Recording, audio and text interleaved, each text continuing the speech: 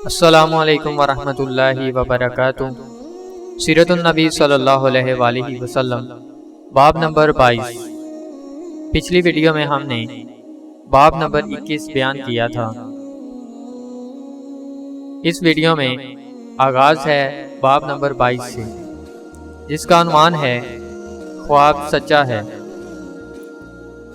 انیس نے مجھ سے کہا، تم کیا کر آئے ہو؟ میں نے جواب دیا، مسلمان ہو گیا ہوں اور میں نے محمد صلی اللہ علیہ وآلہ وسلم کی تصدیق کر دی ہے۔ اس پر انیس نے کہا، میں بھی بتوں سے بیزار ہوں اور اسلام قبول کر چکا ہوں۔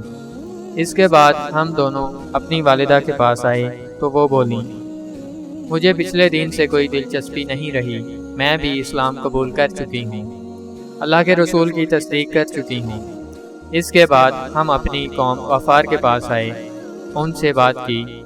ان میں سے آدھے تو اسی وقت مسلمان ہو گئے، باقی لوگوں نے کہا، جب رسول اللہ صلی اللہ علیہ وآلہ وسلم تشریف لائیں گے ہم اس وقت مسلمان ہوں گے۔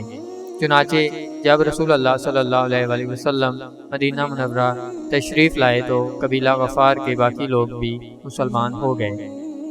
ان حضرات نے جو یہ کہا تھا کہ جب رسول اللہ صلی اللہ علیہ وآلہ وسلم تشریف لائیں گے ہم اس وقت مسلمان ہوں گے، تو ان کے یہ کہنے کی وجہ یہ تھی کہ نبی کریم صلی اللہ علیہ وآلہ وسلم نے مکہ میں حضرت ابوذر غفاری رضی اللہ تعالیٰ عنہ سے ارشاد فرمایا تھا، میں نخلستان یعنی کھجوروں کے باغ کی سرزمین میں جاؤں گا جو یثرب کے سوا کوئی نہیں ہے، تو کیا تم اپنی قوم کو یہ خبر پہنچا دو گے؟ ممکن ہے اس طرح تمہارے ذریعے اللہ تعالیٰ ان لوگوں کو فائدہ پہنچا دے اور تمہیں ان کی وجہ سے اجر ملے۔ اس کے بعد نبی کریم صلی اللہ علیہ وآلہ وسلم کے پاس قبیلہ اسلم کے لوگ آئے۔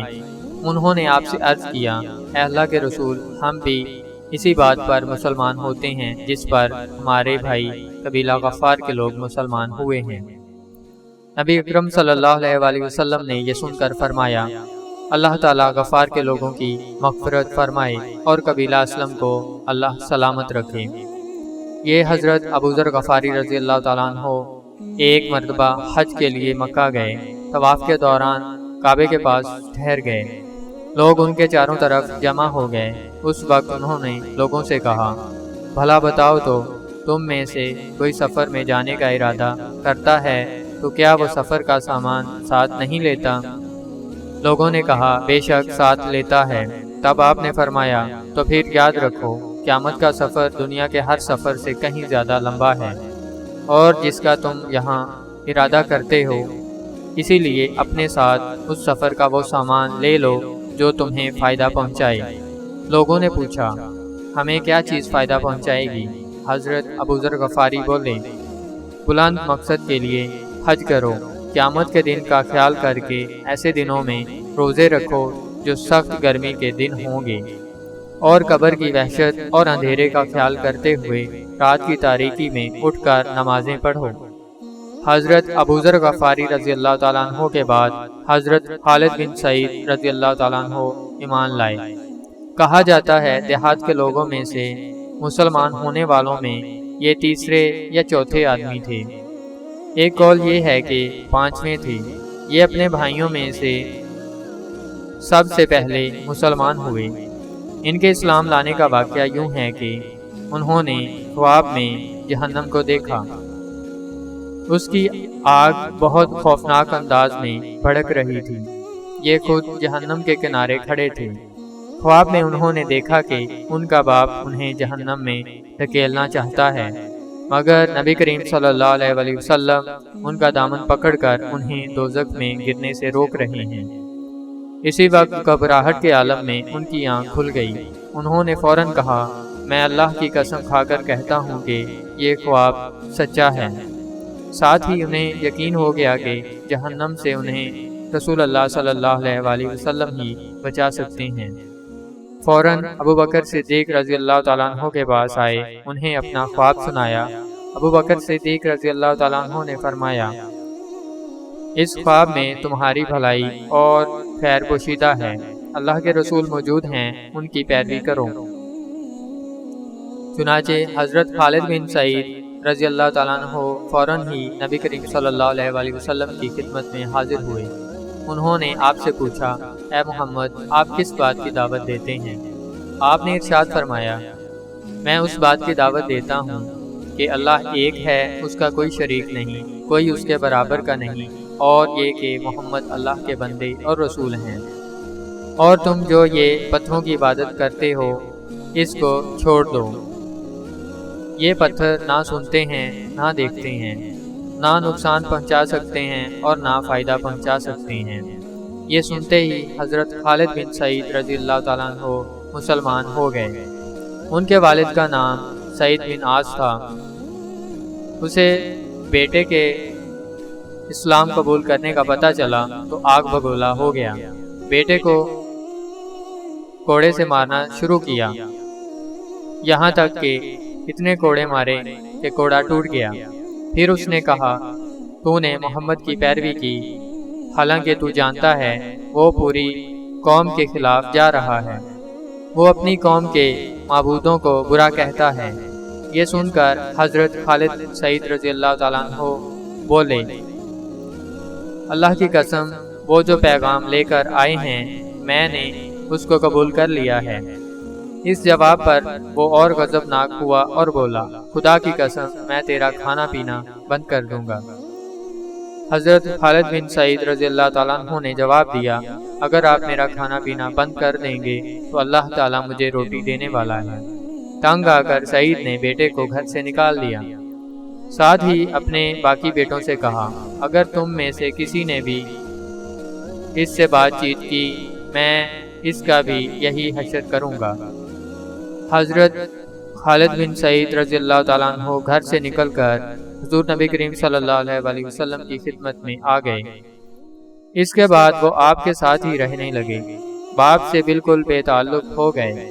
यहाँ तक कि जब मुसलमानों ने काफिरों के मुजालिम से तंग आकर हबशा की तरफ हिजरत की तो ये हिजरत करने वालों में से पहले आदमी थे।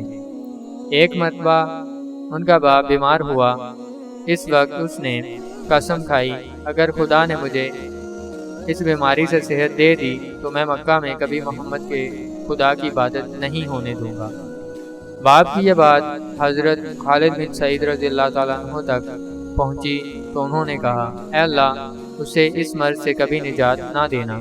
चुनाचे उनका बाप इसी मर्ज में मर गया।